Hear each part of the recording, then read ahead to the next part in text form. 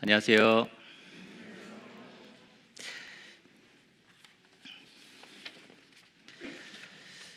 에베소서 2장 함께 보시겠습니다. 신약성경 311페이지 정도에 있고요. 에베소서 2장 1절에서 3절입니다.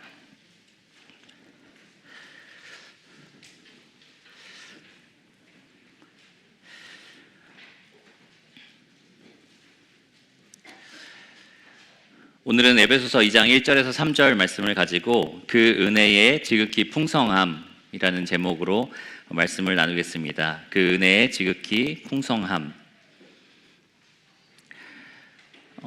사도 바울이 편지를 쓸 때에 아주 긴 문장이죠. 이 고대 헬라어 문헌 중에 가장 긴 문장이라고 합니다. 1절에서 14절까지 말씀을 통해서 찬송시를 기록을 했습니다. 찬송하리로다 라고 시작하는데요, 삼위일체 하나님께 찬송을 드렸습니다. 그 삼위일체 하나님께서 우리에게 베푸신 그 은혜에 대해서, 우리에게 하늘에 속한 모든 신령한 복을 주심에 대해서 그 하나님께서 하신 일들에 대해서 찬양을 하는 내용을 처음에 담고 있습니다. 그리고 나서 또 긴 문장으로 바울의 기도문이 이어집니다. 하나님 아버지께 드린 기도였고요, 예수 그리스도 안에 있는 우리에게 얼마나 하나님의 지극히 크신 능력이 임하셨는지 그것에 대해서 성령을 통해서 알게 해달라라는 간구였습니다. 삼위일체적이죠. 이것도 아버지께 구했고 그리스도 안에 있는 우리에게 베푸신 지극히 크신 능력을 성령님 보게 해주세요, 이렇게 기도를 했었습니다. 우리가 받은 소망, 기업, 능력의 지극히 크심을 알게 해달라라고 간구했었습니다. 그리고 2장으로 넘어와서는 이제 2장 1절에서 10절까지 바울은 구체적으로 하나님의 그 지극히 크신 능력이 우리의 구원 안에서 어떻게 이루어졌는지 구체적으로 설명하기를 원합니다. 이것도 삼위일체적이에요. 하나님의 지극히 크신 능력이 그리스도 안에 있는 우리에게 얼마나 크게 풍성하게 임했는지 성령의 감동으로 우리에게 알게 하시기 때문입니다. 여러분 구원 받으셨나요? 네, 구원 받으신 분. 네, 이렇게 많이 드신 적 처음 본 것 같은데요. 구원 받으신 여러분들은 모두가 하나님의 지극히 크신 능력을 경험하신 분들입니다. 그런 능력이 느껴지시나요? 아니죠. 어제 운동하고 났더니 힘이 하나도 없네, 이렇게 느끼실지 모르겠습니다. 지극히 크신 능력이라고 2장 19절에 기록이 되어 있는데요. 1장 19절에 기록이 되어 있는데 2장으로 넘어와서는 이 지극히 크신 능력이 힘이 아니라 다른 것으로 표현되어 있습니다. 2장도 1절에서 7절까지가 한 문장이거든요. 아주 그 긴 한 문장 끝부분에 보면은 지극히 크신 능력이 아니라 뭐라고 되어 있습니까? 지극히 풍성한 은혜라고 되어 있습니다. 지극히 크신 은혜. 여기 7절에 보시면 그 은혜의 지극히 풍성함이라고 표현이 되어 있는데요. 이 그 은혜의 지극히 풍성함을 우리 한 3번 정도 같이 해볼까요? 같이 해보겠습니다. 그 은혜의 지극히 풍성함, 그 은혜의 지극히 풍성함, 그 은혜의 지극히 풍성함. 왜 3번 얘기하라고 했을까요? 그만큼 은혜가 풍성하기 때문이기도 하고요. 이 은혜라는 말을 꾸며주는 3가지 수식어가 있기 때문입니다. 먼저 그라는 말이 붙었잖아요.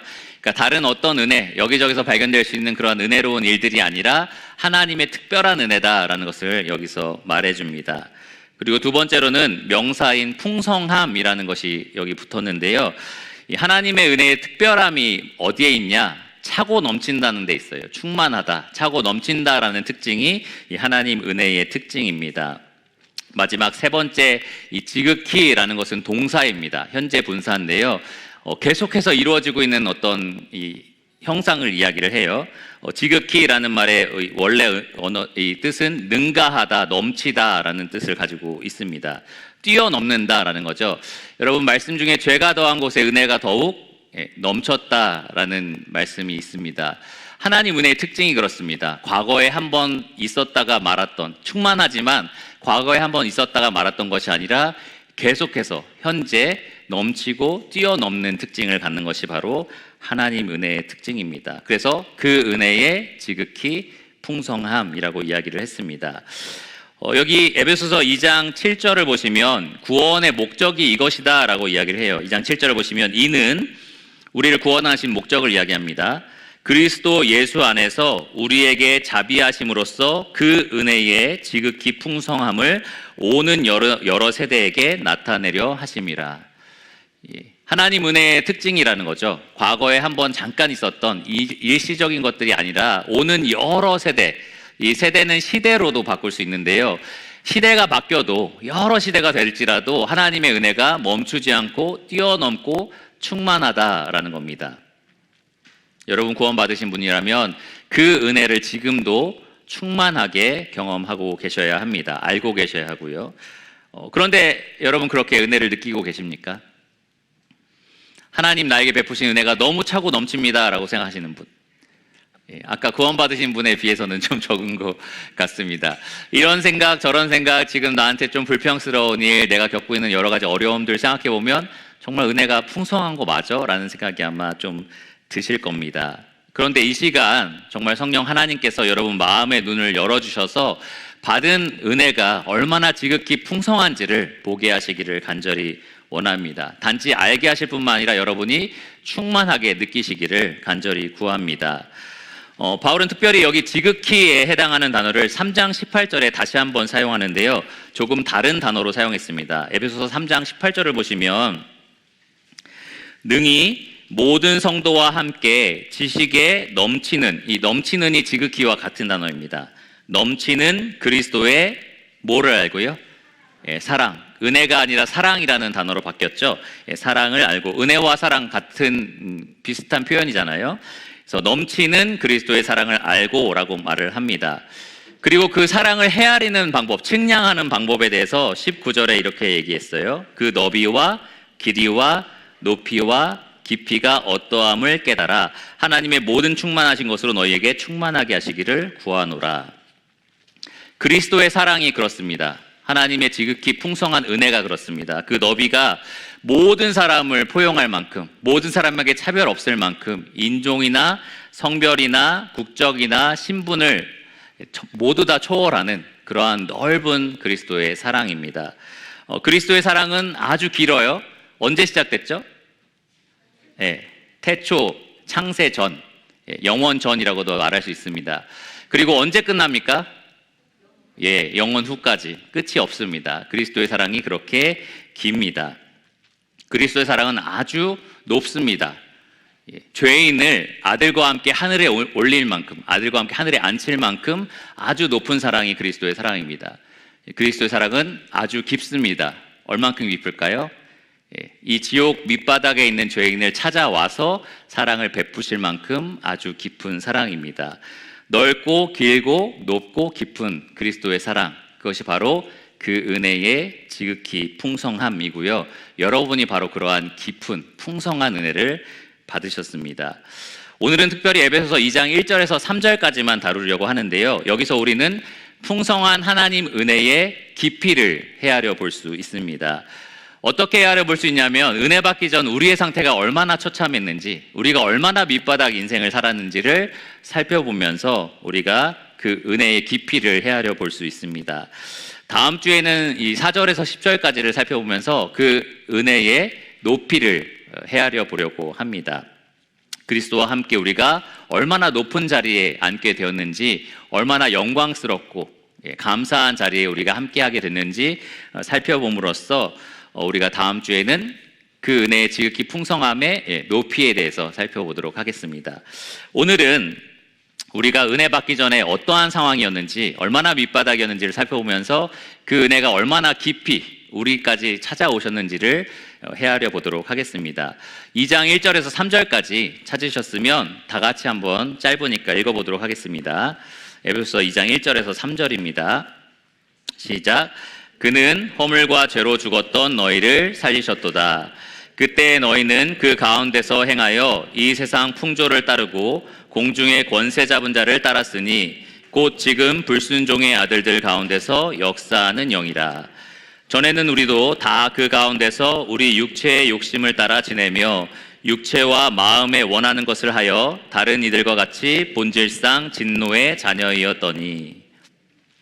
네, 감사합니다. 처음으로 그러면 죄인의 상태가 어떠한지 한번 살펴보도록 하겠습니다. 1절에 보시면 죄인, 그러니까 하나님 은혜를 입기 전에 우리의 상태가 어땠는지를 이렇게 설명합니다. 허물과 죄로 죽었던 너희. 허물과 죄로 죽었던 너희. 여기 그는 살리셨도다라는 동사가 나오죠. 그는 허물과 죄로 죽었던 너희를 살리셨도다. 근데 이 살리셨다라는 동사는 여기에 등장하지 않습니다. 원문에 보시면 5절이 되어서야 이 살리셨다라는 단어가 나옵니다. 여기 5절 보시면 그리스도와 함께 살리셨고가 나오죠. 근데 1절부터 7절까지가 아주 긴 문장이다 보니까 이 개역 개정 성경에서 5절에 있는 동사를 1절에 다시 한번 반복한 겁니다. 원래는 허물과 죄로 죽었던 너희만 나와요. 그래서 우리말 성경에 보면 여러분 또한 여러분의 허물과 죄로 죽은 사람들이었습니다. 이렇게 번역을 했습니다. 그러니까 1절에서 3절까지 오늘 다룰 본문에서는 사실 은혜 입기 전에 우리의 처참했던 상황만 다루고 있습니다. 거기에만 집중해서 설명을 한다라는 겁니다. 그때에 라고 2절에 나와 있죠. 그때라는 말은 그들이 구원받기 전, 하나님 은혜를 경험하기 전을 의미합니다. 그때 에베소 성도들은 어떤 상태였느냐? 딱 한마디로 바울이 정리하죠. 너희는 뭐라고 했습니까? 죽었다. 죽었다라고 표현을 합니다. 가만히 생각해 보세요. 에베소 성도들이 다 한 번 죽었다가 부활했던 사람들인가요? 아니죠. 육체의 죽음을 말하는 것은 아닐 겁니다. 그럼 무엇일까요? 영적인 죽음을 의미합니다. 죽음이라는 것은 기본적으로 단절 혹은 분리를 의미합니다. 영속적인 단절과 분리를 의미합니다. 예를 들어서 육체적으로 죽은 사람은 이 육신과 영혼이 분리되는 겁니다. 영구적으로 분리되고 단절되는 것을 우리가 죽었다라고 표현을 합니다. 영적인 죽음도 마찬가지인데요. 무언가와 단절되고 분리되는 그것도 영원히 누구와 분리가 되는 걸까요? 하나님과 분리되는 것을 말합니다. 하나님과 영원히 단절되고 분리되는 것을 영적 죽음이라고 말을 합니다. 그러면 무엇이 그들로 하여금 하나님과 갈라지게 했을까? 영원히 이렇게 갈라지게 만들었을까? 뭐라고 생각하십니까? 여기 말씀에 나와 있는 것처럼 허물과 죄입니다. 허물과 죄로 죽었다. 이렇게 기록하고 있습니다. 이사야 59장 2절에도 보면 오직 너희 죄악이 너희와 너희 하나님 사이를 갈라놓았다라고 표현을 합니다. 이 허물과 죄라는 두 단어를 따로따로 구별을 할 필요는 없어요. 뭐가 허물이고 뭐는 죄입니다라고 따로 이렇게 설명할 필요는 없지만 기본적으로 가지고 있는 의미를 우리가 알면 조금 더 우리에게 배울 점이 있습니다. 허물은 이 파랍토마라는 단어인데요. 어떤 일정한 정해진 올바른 길에서 벗어나는 것을 의미합니다. 자꾸 벗어나는 거예요. 원래 정해진 정도가 있는데 거기에서 계속 벗어나는 것, 잘못된 방향으로 가려고 하는 것, 그게 바로 허물입니다. 죄라는 단어는 성경에서 가장 많이 사용되는 단어인데요. 하마르티아입니다. 이것은 여러분 많이 들어봤을 거예요. 관역이 있어요. 관역이 있는데 계속 그 관역을 맞추지 못하고 빗나가는 것, 어떤 기준이 있는데 그 기준에 도달하지 못하는 것, 그것을 죄라고 부릅니다. 그렇기 때문에 이 죄인의 문제는 단지 하나님 보시기에 어떤 악한 일들을 자꾸 행한다라는 게 아니라요, 기본적으로 근본적으로 자꾸 벗어나려고 하는 성질이 있다는 거예요. 계속 그 안에 그 목표에 도달할 수 없는 한계점이 있다라는 겁니다. 무능력함을 가지고 있다라는 겁니다. 결함이 있다라는 거죠. 전자제품으로 치면은 정말 멀쩡해요. 무슨 서비스 센터 가도 아무런 문제가 없어요. 근데 가끔 오류가 생길 수 있잖아요. 그런 건 그냥 감수하고 우리가 살아갑니다. 근데 여러분 최신식 전자제품 아주 비싼 걸 샀는데 하자가 있어요. 그럼 그거 갖고 살 수 없죠. 바꿔야겠죠. 근데 죄인이 그렇다는 겁니다. 죄인이 가끔 그렇게 죄를 저질러서가 문제가 아니라 하자가 있다라는 겁니다. 하나님 원래 계획하신 대로 살 수 없는 그러한 문제를 가지고 태어난다라는 겁니다. 쉽게 말하면 죄를 범해서 죄인이 아니라 죄인이라서 죄를 범한다라는 거예요. 원래 하자가 있기 때문에 그러한 방식으로 살아갈 수밖에 없다라는 말입니다. 로마서 3장 23절에는 이것을 모든 사람이 죄를 범하였음에 하나님의 영광에 이르지 못하기 때문에 계속 그런 삶을 살 수밖에 없습니다. 바울은 이것을 본문 1절에서 죽었다라는 표현을 사용했어요. 허물과 죄로 너희가 죽었다.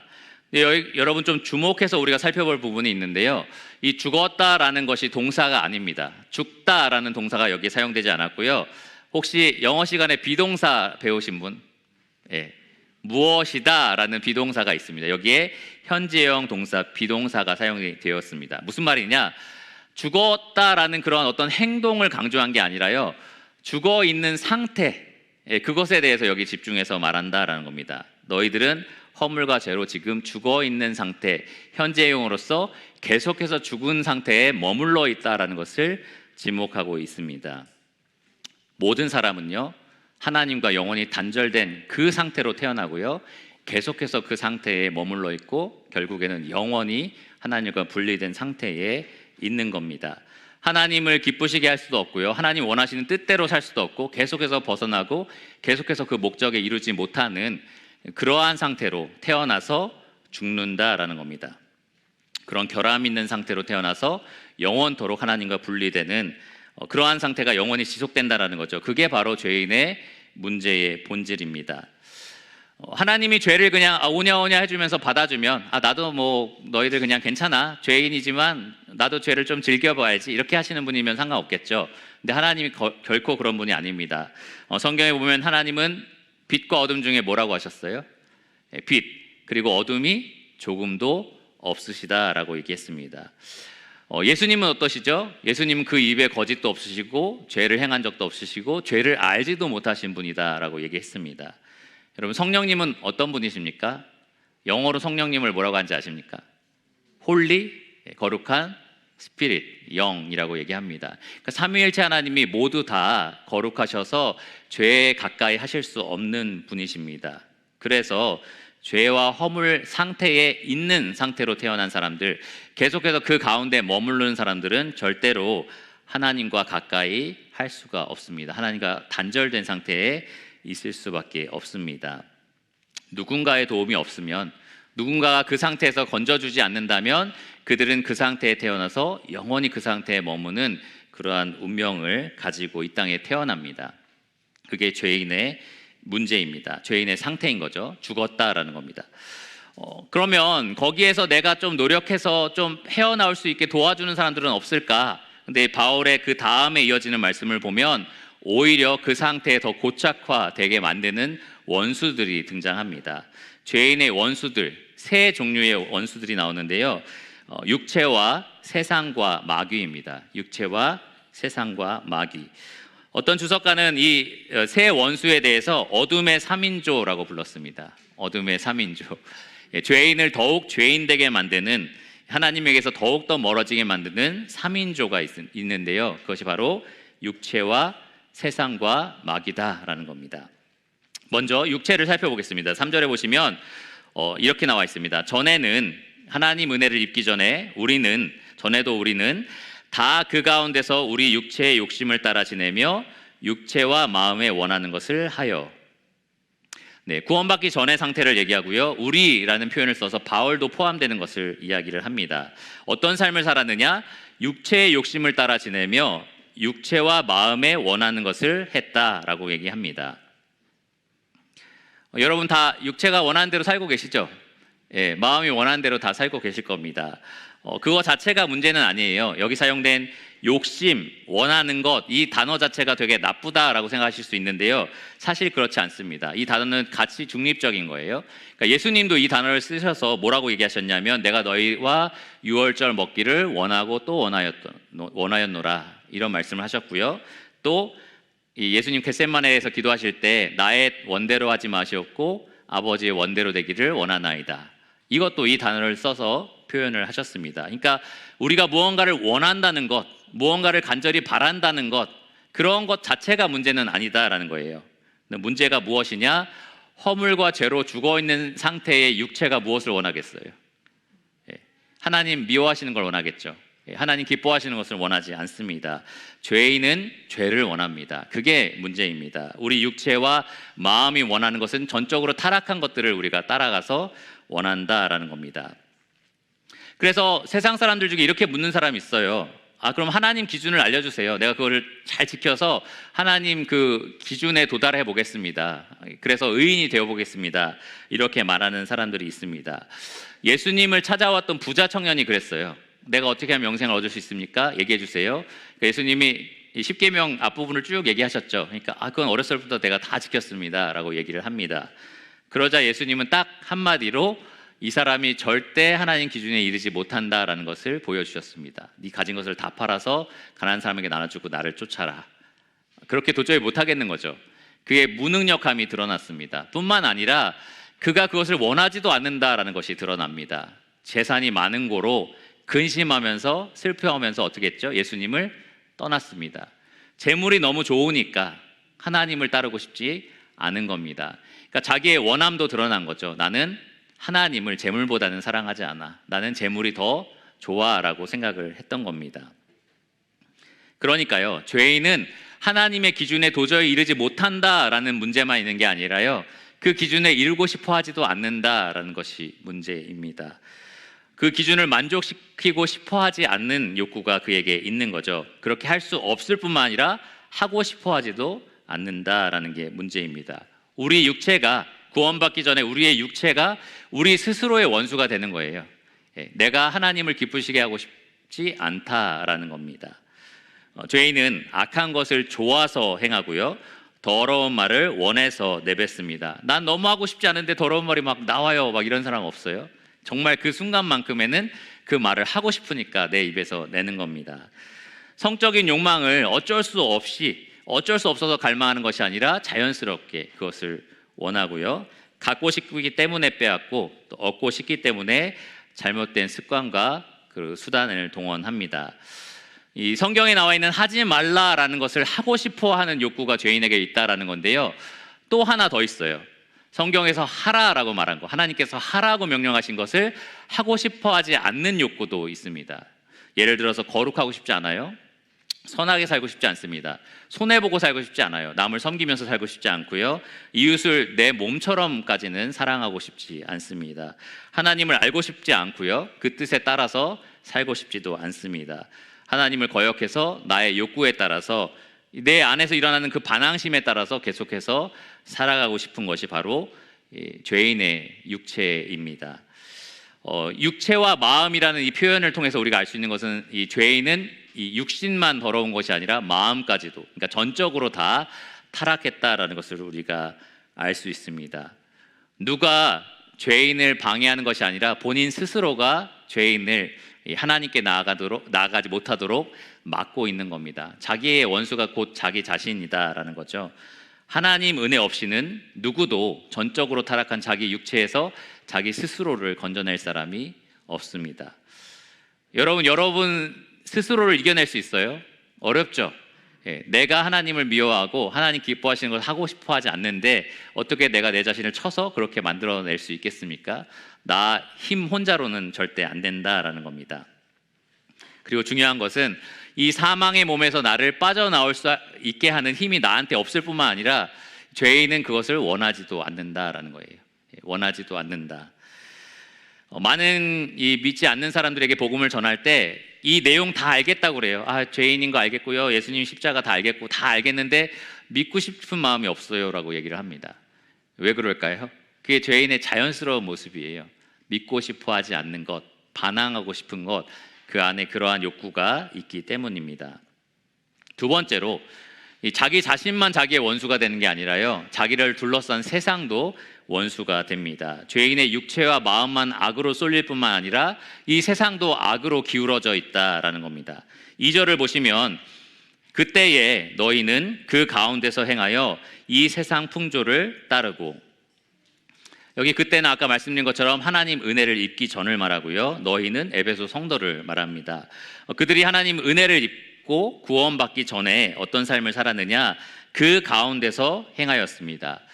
그 가운데는 아까 1절에서 말했던 여러 가지 죄 가운데 행하는 것들을 말합니다. 허물과 죄 안에 있는 상태라고 말씀드렸잖아요. 그러니까 그 허물과 죄 안에 있는 상태에서 살아가게 되는 거죠. 생각하는 것이나 느끼는 것이나 말하는 것이나 행동하는 모든 것들이 허물과 죄 안에 있는 상태에서 이루어집니다. 그런데 이 바울은 그러한 삶을 또 어떤 삶이다라고 얘기했냐면 이 세상 풍조를 따르는 삶이다라고 2절에 설명을 합니다. 이 세상 풍조가 그들이 이 육체를 따라서 사는 삶을 오히려 더 지지하고 그렇게 살도록 만든다라는 거죠. 이 세상 풍조에 해당하는 단어는 시대 혹은 세대로도 번역이 됐는데요, 로마서 12장 2절에 보면 이것을 이 세대를 본받지 말고라는 말에 사용했습니다. 이 세상의 정신, 이 세상의 흐름, 이 세상의 사상들, 시대 정신이란 말 들어보셨어요? 예, 이 시대의 지금 정신은 철저하게 악으로 쏠려 있다라는 겁니다. 여러분이 허물과 죄에 있는 상태로 살도록 내버려 두는 것이 이 세상입니다. 오히려 북돋고 더 그렇게 살도록 만드는 것이 이 세상입니다. 저는 이것을 로마서 1장에 사도 바울이 기록한 이 말씀으로 조금 예시를 들으려고 하는데요. 로마서 1장에 이렇게 표현했습니다. 불의로 진리를 막는 사람들의 모든 경건하지 않음과 불의라고 표현을 했습니다. 그러니까 사람들이라는 표현을 썼잖아요. 예, 세상 사람들입니다. 개인도, 믿지 않는 개인도 하나님을 거절하고 싶은 반항심이 이 안에서 일어나지만 이 개인이 모여있는 이 세상도 하나님을 거역하고 싶은 그런 불의가 가득하다는 거죠. 불경건이 가득합니다. 오히려 세상은 체계적으로, 조직적으로 이것을 옳다라고 이야기하고 그것을 부추깁니다. 예를 들어서 로마서 1장에 보면 바울이 이 만물을 통해서 우리가 뭘 알 수 있대요? 하나님의 신성과 능력을 알 수 있다라고 얘기합니다. 근데 이 세상 시스템은 지금 뭐라고 말합니까? 이 세상, 이 창조 세계를 보면 하나님이 없다라고 얘기를 합니다. 하나님의 지문이 온갖 곳곳에 다 묻어 있는데도 사람들은 그것을 다 무시하고 이 세상이 그냥 그대로 자연스럽게 생겼다라고 얘기를 합니다. 아무도 맞는 사람이 없고 그냥 자연스럽게 생겼다는 것을 모두가 받아들이라고 그렇게 강요를 합니다. 또한 세상은 하나님의 창조 질서도 무너뜨립니다. 참 흥미로운 일인데요. 제가 어렸을 때는 없었던 일이지만 지금은 개인이 성을 결정하면 돼요. 나는 여자라고 생각해요 라고 하면 그 후보트는 여자가 됩니다. 객관적인 진실하고 상관없어요. 내가 생물학적으로 어떻게 태어나는지랑 전혀 상관없이요, 내가 느끼는 대로 하나님 세우신 창조 질서를 뒤집어 버릴 수 있는 것이 지금 우리가 살고 있는 세상입니다. 최근에 혹시 그런 뉴스 보신 적 있으세요? 남자 수영 선수였는데 난 이제 여자입니다라고 해서 여자로 바꾸고, 그리고 여자 수영 대회에 나갈 때마다 상을 휩쓰는 거예요. 그리고 기록도 다 신기록을 세워서 지금 엄청난 이슈가 된 선수가 있습니다. 이건 잘못됐다라고 세상이 얘기해야 될 것 같잖아요. 근데 다 박수를 치고 응원해주고 있는 그러한 세상에 여러분 우리가 살고 있습니다. 세상은 절대로 중립적이지 않고요, 악을 향해서 쏠려 있습니다. 로마서 말씀해 보면 세상은 하나님 말씀의 권위를 멸시하고 하나님이 이것은 사형이다라고 말한 것들에 대해서 오히려 옳다라고 한다, 이렇게 기록이 되어 있습니다. 많은 범죄들이 이 로마서 1장에 기록되어 있는데 대표적으로 살인이라는 게 있습니다. 여러분, 우리가 지금 현재 살아가고 있는 세상은 그 어느 때보다 사람을 많이 죽이는 세상입니다. 그 어느 전염병이 돌았어도 이만큼 사람이 죽은 적은 없고요, 그 어떤 악한 정부가 들어섰을 때도 이만큼 사람을 죽인 적이 없는데요, 매 순간마다 우리는 아기를 낙태라는 이름으로 죽이고 있습니다. 그것을 법적으로 지지해주고 있잖아요. 그러니까 우리는 이 세상에서 그렇게 많은 살인이 자행됐는데도 아무렇지 않게 생각하고 그것이 권리라고 생각하면서 그렇게 말하고 있는 세상 가운데 살아가고 있습니다. 그뿐만 아니라 이런 여러 가지 구체적인 내용들뿐만 아니라 이 세상을 지금 지배하고 있는 사상들이 있어요. 예를 들어서 내 자신이 최고야, 내 자신을 최고로 여겨야 돼 라는 이기주의가 이 세상을 지배하고 있고요, 아니다, 돈이 최고다, 돈이 있으면 장땡이다 라고 말하는 물질주의가 팽배합니다. 하나님의 관점으로 사람을 바라보고 사람의 역할을 생각해야 되는데 그게 아니라 인간 중심적으로 생각하는 그런 인본주의가 여기 이 땅을 지금 차지하고 있고요, 또 진리가 없다, 절대 진리란 존재하지 않는다라는 그러한 가르침이 이 시대의 정신입니다. 그러니까 이 세상은 결코 죄인을 옳은 길로 인도하지 않아요. 죄인이 죄인처럼 살도록 만드는 일을 더욱더 부추기고 있습니다. 결국 그래서 이 세상 흐름에 따라 살다 보면 죄인은 하나님에게서 점점 더 멀어집니다. 자기의 원수는 자기 자신일 뿐만 아니라 자기를 둘러싼 이 세상이다라는 거죠. 세 번째 원수가 있습니다. 하나님을 거역하는 죄인과 그 죄인을 더욱 하나님께서 멀어지는 세상, 그 배후에 있는 원수인데요, 이 원수의 우두머리입니다. 누굴까요? 예, 바로 2절에 나오는 마귀입니다. 2절 보시면 공중의 권세 잡은 자를 따랐으니 곧 지금 불순종의 아들들 가운데서 역사하는 영이라. 여기서 말하는 공중은 여러분 지금 창문 밖을 보시면 막 하늘 보이시죠? 이런 하늘 공중을 말하는 것이 아니라 이 영적인 존재들이 활동하는 영역을 공중이라고 부릅니다. 이 영이 세상을 다스릴 권세를 가지고 있기 때문에 예수님은 이 영에 대해서 세상의 임금이라는 표현도 사용하셨습니다.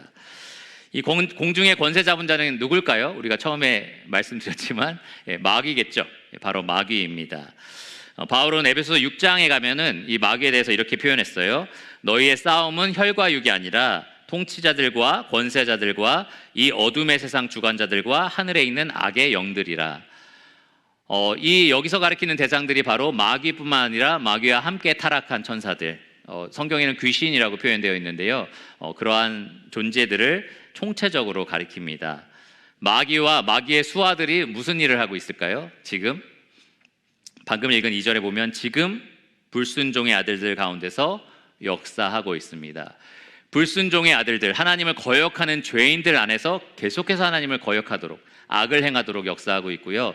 불순종의 아들들인 이 세상 사람들 사이에서 역사해서 이 세상을 하나님 따르지 못하는 세상으로 만들어 버리고 있습니다. 요즘은 이 과학이 인기가 많아서 과학주의다라는 얘기도 해요. 과학이 최고다라는 그런 주의가 있어서 영적인 세계에 대해서 사람들이 좀 부정을 해요. 마귀, 귀신 이런 거 다 옛날에 중세시대 때 사람들이 했던 얘기고 지금은 없어 막 이런 얘기를 하지만 여전히 귀신 믿고요. 무슨 로켓 발사할 때 고사 지내고 이상하죠.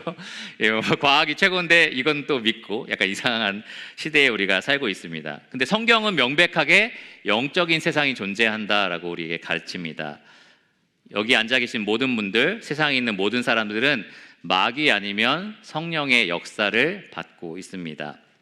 성령이 그 안에 역사하거나 혹은 마귀가 그 안에 역사하고 있다라는 겁니다. 성령은 여러분 안에서 하나님을 알게 하고 하나님 뜻을 기쁨으로 받아들이게 하고 순종하게 만들고 있습니다. 마귀는 여러분 안에서 하나님을 알고 싶어 하지 않게 하고 하나님을 알게 하는 수많은 방편들을 거절하게 만듭니다. 눈을 감게 하고요, 귀를 닫게 만듭니다. 하나님 믿고 싶어 하지 않은 그런 반항심을 여러분 마음에 키워서 더 딱딱하게, 견고하게 여러분 마음을 만들어 버립니다. 성령이 역사하든지 마귀가 역사하든지 여러분 안에서 지금 그렇게 일이 일어나고 있습니다. 여러분 둘 중에 누구의 인도함을 받고 싶으신가요? 네, 손 들고. 성령. 좋습니다. 제가 최근에는 아니고 좀 전에 이렇게 본 뉴스에 보면은 이런 한 엄마 얘기가 나온 적이 있는데요. 한 좀 나이가 있는 여성이 아기를 입양한 거예요. 그래서 일부러 씻지 않은 젖병에서 막 이렇게 분유를 먹여가지고 애를 병들게 만들어서 나오는 보험금으로 생활을 합니다. 그냥 그걸로 자기가 먹고 샀는데 쓰는 거죠. 그러다가 아기가 죽었어요. 그러니까 두 번째 아기를 또 입양해서 똑같이 일을 하고 또 거기서 나온 보험금으로 자기가 먹고 삽니다. 두 번째가 또 죽었어요. 그리고 세 번째를 입양했을 때 이제 발각이 돼서 뉴스에 나온 적이 있습니다. 이런 여성을 우리가 누군가를 돌본다라고 말할 수 있을까요? 없겠죠.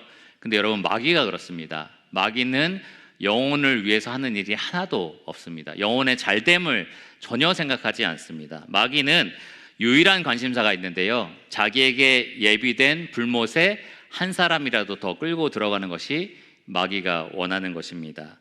이 죄인이 타락한 세상에서 더욱더 악을 위해서 살아가도록 만드는 것이 마귀고요. 이 세상이 그것을 당연한 것으로, 자연스러운 것으로 여기게 만드는 것이 바로 이 마귀입니다. 아무 문제 없는 것처럼. 그래서 하나님 거절하고 거역하고 살아도 내 삶에 아무 문제 없네, 이렇게 만드는 것이 바로 마귀입니다. 결국에는 아무도 회개해서 하나님께 돌이키지 않도록, 그래서 자기와 함께 다 멸망하도록 만드는 것이 이 마귀가 열심히 애쓰고 있는 일들입니다. 하나님은 아무도 멸망하지 않고 모두 회개에 이르는 것을 원하시잖아요. 그것에 완전 반대로 마귀는 아무도 회개하지 않고 멸망에 이르는 것이 마귀가 간절히 원하는 것입니다. 세 가지 원수가 있었어요. 죄인은 자기 스스로를 공격하는, 자기가 원수인 거예요. 그리고 세상도 자기를 공격합니다. 그리고 마지막 마귀가 아주 강력하게 역사를 합니다. 이 3인조가 한 영혼이 태어나면 꽁꽁 싸매서 어디로 끌고 갈까요? 진노 아래로 끌고 갑니다. 이 죄인의 운명이 바로 그와 같습니다. 3절을 보시면 다른 이들과 같이 본질상 진노의 자녀이었더니, 여기 다른 이들은 이 에베소 성도들과 달리 아직 하나님의 은혜를 입지 못한 사람들을 가리킵니다. 모든 사람은 하나님의 은혜를 입기 전에 이와 같다라는 거예요. 본질상 진노 아래에 있다라는 겁니다. 본질상이라는 말은 태어나면서부터 태생적으로라는 말로 바꿀 수 있는데요, 사람은 누구나 태어나면 하나님의 진노 아래에 있게 된다라는 겁니다. 자기 자신도 여기에서 벗어나고 싶어 하지 않고, 이 세상도 여기에서 벗어나는 것을 요구하지 않고, 사탄은 더욱더 이 운명에서 벗어나는 것을 원하지 않습니다. 사람은 태어나면 모두가 하나님의 영원한 심판대 앞에 서게 되고요, 또 하나님의 그 진노가 쏟아지는, 맹렬히 타는 진노가 쏟아지는 그 자리로 그대로 가게 되는 겁니다. 자기 육체, 세상, 그리고 마귀가 꽁꽁 싸매서, 이 3인조가 노력해서 모든 영혼을 이 하나님의 진노 아래로 이끌어 가는 겁니다. 누군가가 애쓰지 않으면, 누군가가 그 3인조를 뚫고 들어와서 나를 건져내지 않으면 모든 사람의 운명이 이와 같다라는 겁니다. 은혜가 없다면 어떤 운명인 거죠? 소망이 없는 운명입니다. 여기에서 말씀이 끝난다면 모든 사람에게 아무런 소망이 없겠죠. 아무런 희망이 없을 겁니다. 근데 4절을 보시면 그러나, 원문에는 그러나가 있습니다. 그러나라고 하면서 이 3절 끝에 보면 자녀이었더니에서 약간 반전이 있을 것 같은 느낌이 있잖아요. 그게 4절에 나오는 but, 그러나라는 단어 때문인데요, 4절을 같이 한번 읽어볼까요? 그러나 긍휼이 풍성하신 하나님이 우리를 사랑하신 그 큰 사랑을 인하여, 바로 여기에서 반전이 시작되는 겁니다. 여러분, 4절에 반전이 없을 때 우리의 삶을 한번 생각해 보시기 바랍니다. 4절에 반전이 없었다면 과연 우리가 지금 어떤 상태로 살아가고 있을까요? 세상적으로 그냥 잘 먹고 잘 살 수도 있을 겁니다. 그냥 행복하게 소소하게 가정 꾸려서 그냥 잘 먹고 잘 살 수도 있었을 겁니다. 근데 영적으로 한번 바라보시기 바랍니다. 오늘 성령님께서 여러분 눈을 뜨게 하셔서, 만일 하나님이 나를 구원하시지 않으셨다면, 내게 은혜를 베푸지 않으셨다면 나는 영적으로 어떤 상태로 태어나서 어떤 눈먼 삶을 살다가 얼마나 무서운 진노 아래에 처하게 될 것인가, 그것을 한번 생각해 보시기를 바랍니다. 이 사랑의 깊이, 하나님이 그 밑바닥에 있는 우리를 찾아와서 우리를 건져내셨다라는 그 깊이를 헤아려 보시기를 바랍니다. 만일 이 자리에 계신 분들 중에 아직 하나님을 모르시는 분들이 계시다면 이 말씀을 들으면서도 아마 내가 꼭 구원받아야 되나? 저렇게 말하는 게 다 맞나? 이런 마음이 드실 수도 있습니다. 꼭 성경이 말한 대로 살아야만 하나라는 생각이 드실 수도 있는 거죠. 근데 여러분, 그러한 마음이 생기는 것 지극히 자연스러운 현상입니다. 이상한 게 아니고요, 정말 당연한 겁니다.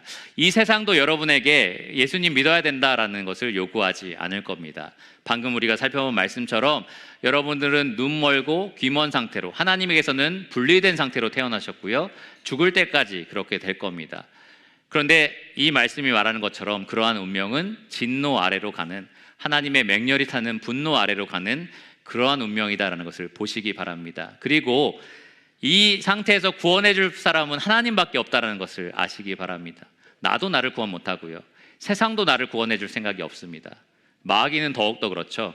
하나님, 오직 하나님만이 여러분들을 이 3인조에서 건져내서 하나님 아는 사람이 되게 하실 수 있습니다. 그러니까 그 하나님께 간절히 구하시기를 바랍니다.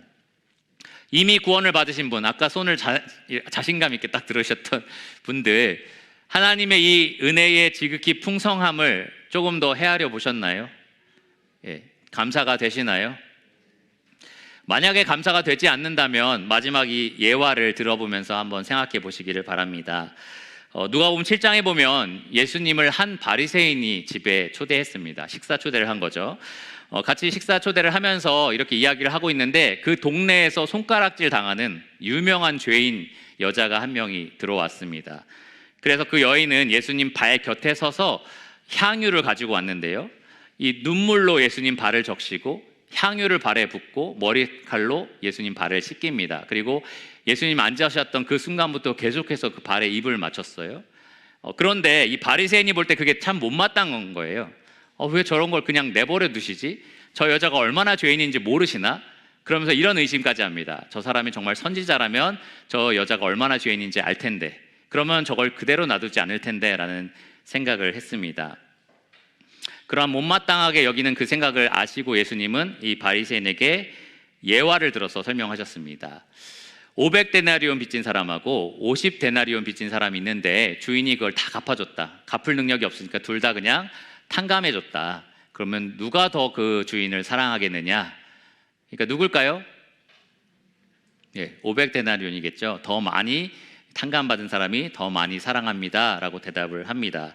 그러니까 예수님이 그 말이 옳다라고 하시면서 너는 내가 집에 왔을 때 발 씻길 물도 내주지 않았고, 근데 이 여자는 와서 향유로 내 발을 씻겼고, 너는 내가 왔을 때 내 입에 입 맞추지도 않았지만 이 여인은 나의 발에 계속해서 입을 맞추고 있고, 그리고 너는 내 머리에 감람유도 붓지 않았지만 이 여인은 나에게 향유를 발에 부었다라는 이야기를 하시면서 사함을 받은 일이 적은 자는 적게 사랑하느니라 라고 말씀을 하셨습니다. 여러분, 구원받으신 분들, 그 은혜의 지극히 풍성함을 경험하신 분들, 여러분들은 사함을 많이 받으신 분입니까? 적게 받으신 분입니까? 여러분의 은혜 받기 전에 인생은 얼마나 밑바닥이었습니까? 그런 인생이 지금이 되도록 예수님이 베풀어 주신 은혜가 얼마나 큰지를 한번 헤아려 보시기 바랍니다. 여러분은 이 바리새인처럼 어떻게 그렇게까지 할 건 없는데 라는 생각을 가지고 계시는지, 아니면 이 여인처럼 자기의 죄를 다 쏟아내고 그 베푸신 은혜에 감사하면서 눈물로 그 발에 입 맞추고 계시는지 잘 생각해 보시기를 바랍니다. 우리가 감사하지 못하고 우리가 찬양하지 못하는 이유는 사실 다른 게 아닙니다. 그 은혜의 지극히 풍성함을 우리가 알지 못하기 때문입니다. 그 은혜 없었을 때 우리의 삶이 얼마나 비참했는지를 잊어버렸기 때문입니다. 여러분, 이번 한 주간 주님이 나를 만나주지 않으셨다면 내가 어땠을까를 생각해 보시면서 그 은혜의 지극히 풍성함을 오는 여러 세대에게 나타내고 찬양하는 여러분 되시기를 바랍니다. 기도하고 말씀을 마치겠습니다.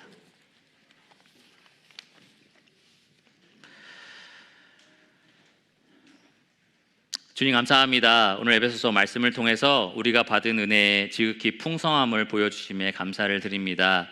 우리는 참 바리새인과 같아서 우리가 적당히 하나님께 예의를 다하고 적당히 섬겼다면 그것으로 충분하다라고 생각할 때가 많습니다. 하나님, 우리에게 은혜를 베풀어 주시는 것이 당연하다라고 여길 때도 참 많습니다. 주님, 우리에게 죄 많은 여인의 마음을 담게 하여 주셔서 우리에게 베푸신 사함이 얼마나 큰지를 기억하게 하시고, 그리하여서 우리 입술로 내는 찬양과 또 우리 마음에서 흘러나오는 감사가 정말 그 은혜의 지극히 풍성함에 합당할 수 있도록 도와주시기를 원합니다. 우리가 삶 가운데 만나는 여러 가지 어려움들이 우리가 하나님께 감사하지 못하는 핑계가 되지 않게 하여 주시고, 우리의 삶 가운데 하나님 언제나 영광 받으시고 높임 받으시며 또 감사의 제목이 되어 주시기를 원합니다. 모든 것을 예수 그리스도의 이름으로 감사하며 기도드렸습니다. 아멘.